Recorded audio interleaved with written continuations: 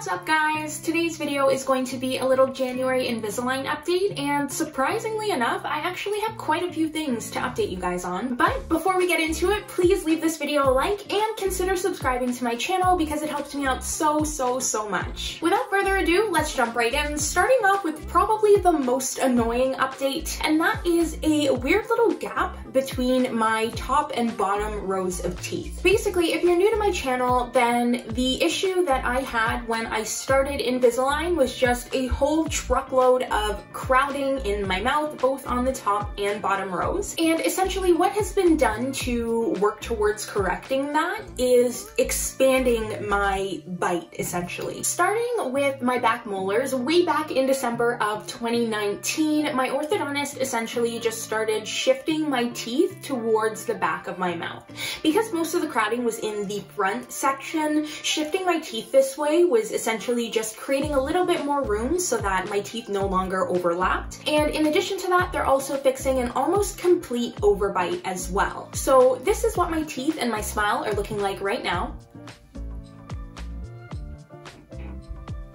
And because of all of the little movements that have taken place up until this point, and the fact that right now my top row of teeth is sort of angled outwards just to accommodate everything and again create that space, there's essentially a little space like between the two rows of teeth.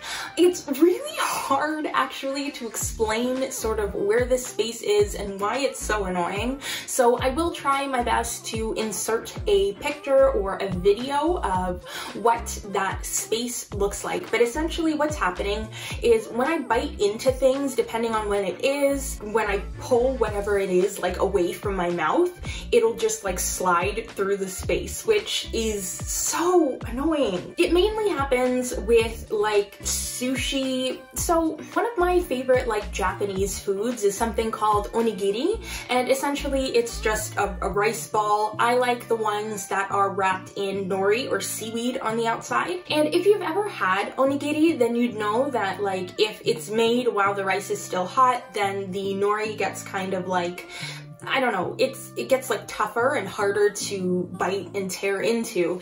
And because of that like rubbery texture and the fact that it's so hard to tear into and there's a space where it is in my mouth, essentially I'll bite and then I'll pull, but I can't rip it. And this is actually something that's been happening for quite a while now. I just never really took the time to like sit down and think about why it was happening. Basically, whenever I had to bite into something and it was like my front teeth that really had to do the work to like tear into whatever it is, I would have a really hard time, and I just sit there like pulling the food to try to get a bite, which, yeah, it didn't really make sense. But then the other day I was actually looking at my teeth like from different angles with a mirror, and that's when I noticed this like sizable space between my two rows of teeth.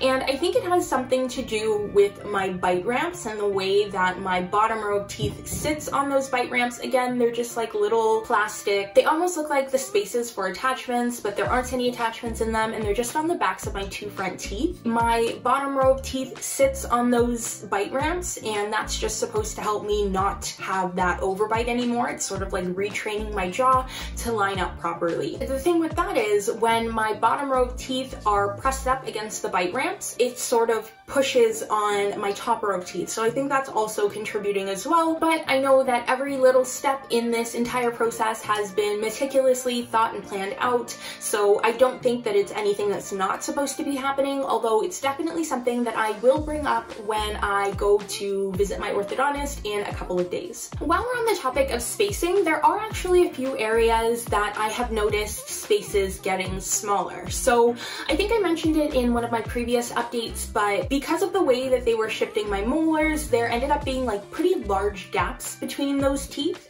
and food just used to get stuck in there all the time. It was insane. And recently I've started noticing that food is getting stuck there less and less, And when it does get stuck between my molars, it's actually a lot more difficult to get out. And I think that's because we're getting to those final stages and my teeth are moving into the positions that they will permanently be in once my treatment is over.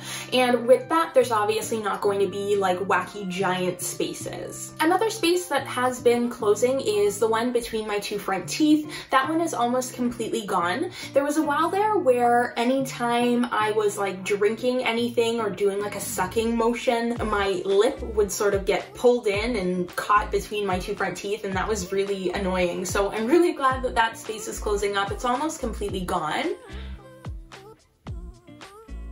Totally not noticeable anymore, so that's great.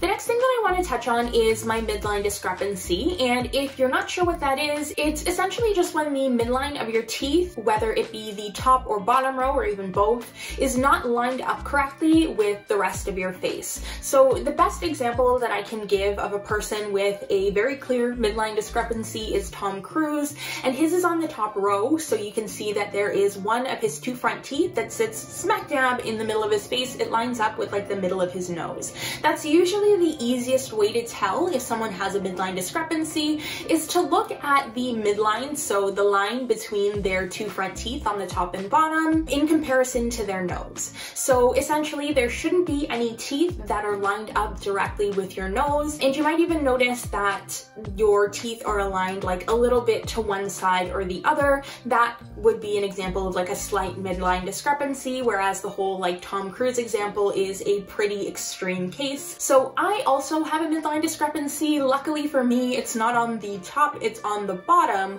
Although now that my teeth are a lot straighter, you're able to see both rows of teeth and it's not so great. So essentially, if I smile, you can see that one of the two middle teeth on my bottom row sort of lines up with the space between my two front teeth. If everything was aligned the way that it was supposed to be, then the midline on my top row would line up exactly with the midline on my bottom row, and that's essentially what we are working towards right now with my treatment. As I get closer and closer to that end date of my Invisalign treatment, it's something that has been like stressing me out a little bit more, just seeing like that one tooth like glaring back at me when I look in the mirror, because it's obviously very not where it's supposed to be. That didn't make sense. It's obviously not where it's supposed to be.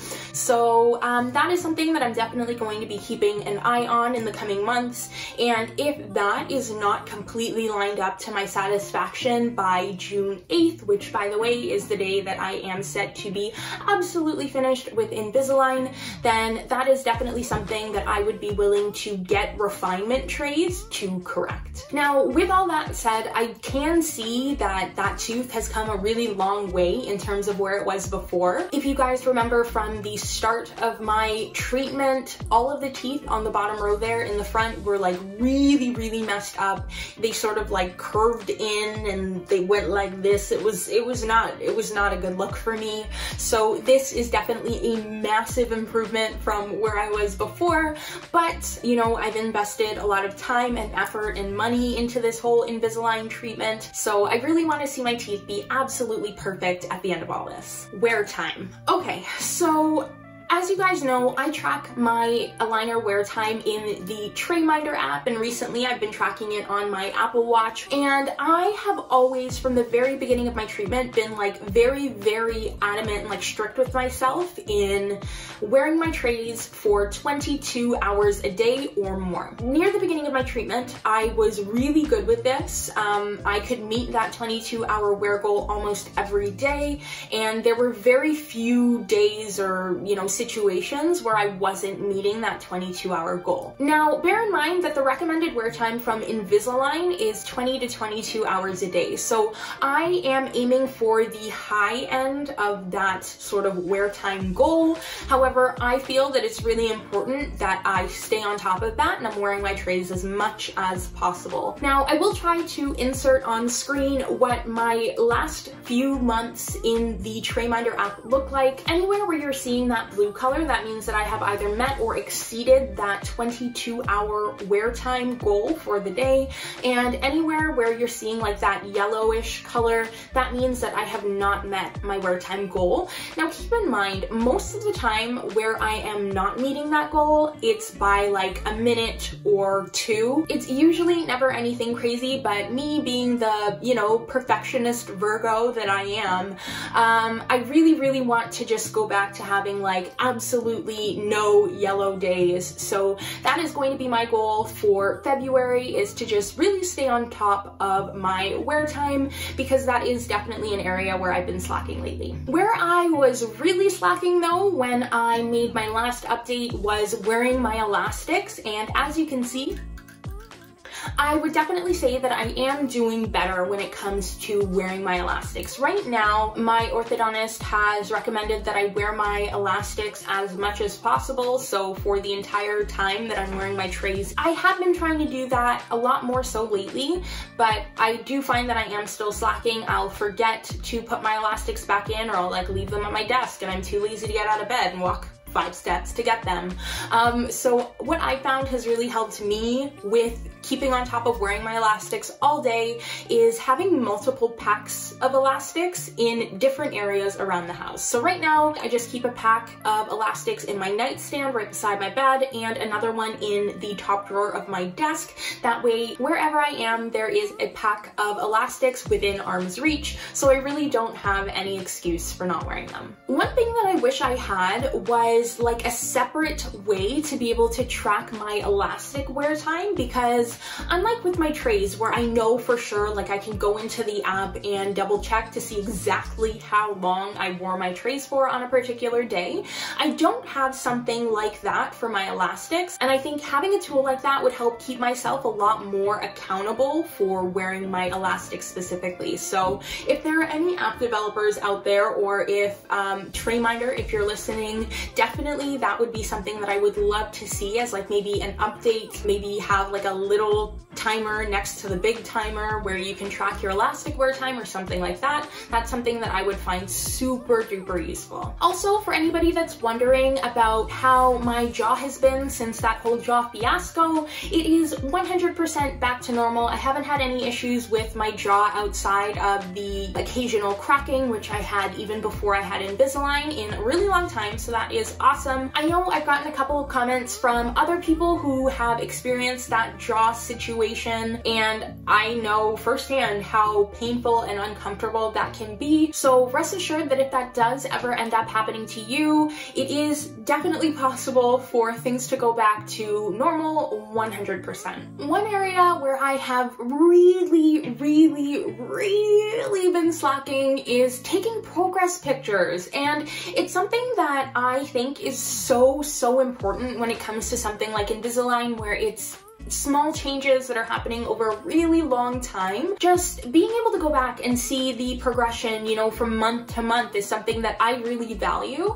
And I don't know, for some reason lately I have just been completely forgetting to take those pictures. So unfortunately, when I do end up posting that final, you know, progress video, there are going to be some pictures missing, which is really sad. And, you know, it's just something that I can never get back, you know? Like, I can't go back in time to take those progress pictures, so it just really sucks that I haven't been keeping on top of that. But with these trays, I definitely will, and hopefully, you know, in that final stretch between now and June, when I am officially done, or hopefully done if I don't have refinements, I will stay on top of that so that you guys are able to get like the best, fullest picture of sort of how my teeth progress throughout this entire 1.5-year journey. Another thing that I wanted to mention in this video that I think also has to do with the fact that I am working from home right now is that my aligner cleaning routine has been totally like amped up in the last month.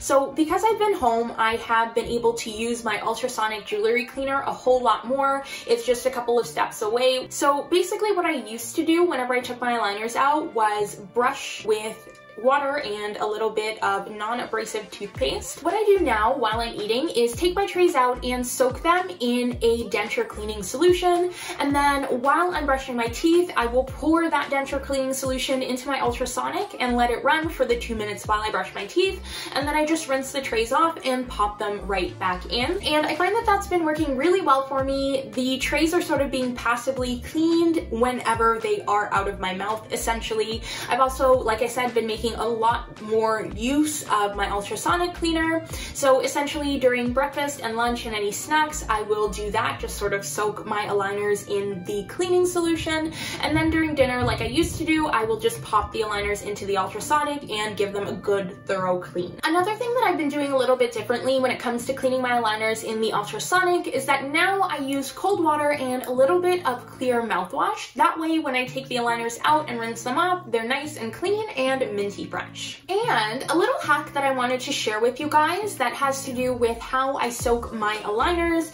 is that I actually use an old hair product container as like my aligner bath. So this is what it looks like. It's just, you know, cold water and a denture cleaning tablet in here. And essentially that container is just one of these, like it's an old like styling cream or deep conditioner or something container that I've just washed out completely and taken the label off of. So I've sort of like upcycled or repurposed it, and that's something that I would definitely recommend doing. I know that I have seen like in store and online little containers like this selling for like $5, $10, $20 just because they're marketed as like a retainer bath, and I just think it is a total like ripoff when you could easily use something that you already have probably laying around the house and not have to spend any money on it. So that is definitely something that I would recommend if you guys are looking for something to soak your aligners in. I like using that specifically because it has a lid that I can screw on.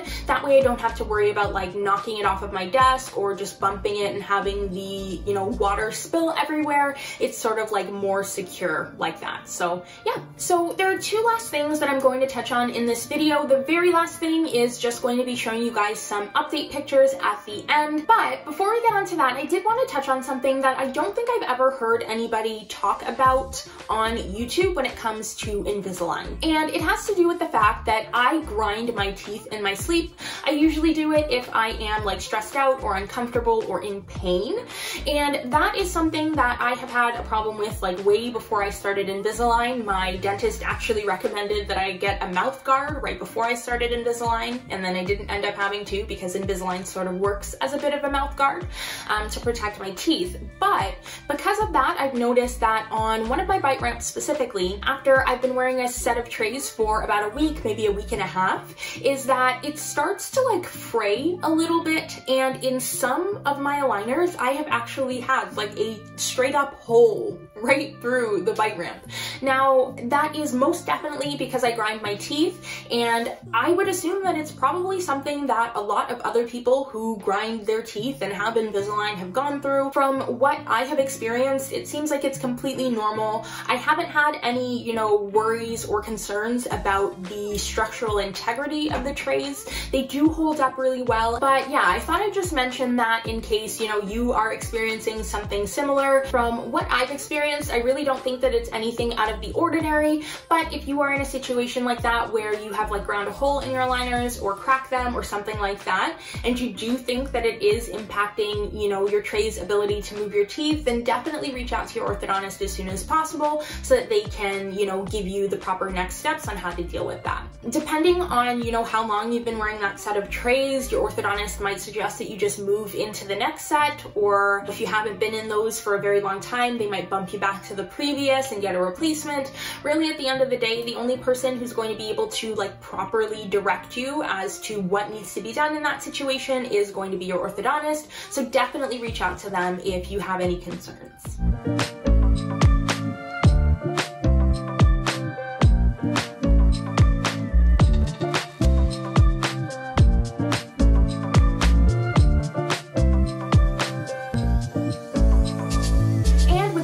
made it to the end of today's update. Definitely stay tuned though. I do plan to make more updates every single month from now until I am completely done with my treatment, and I'm sure that there are going to be a lot of new and interesting things happening between now and then. Be sure to leave a like if you enjoyed this video, and don't forget to subscribe if you'd like to see more videos from me. I do post a new video every single Sunday and sometimes other days throughout the week. Liking, commenting, and subscribing go a super long way in supporting my channel and its growth, and it means the world to me. Thank you guys so much for watching today, and I'll see you in the next one. Bye!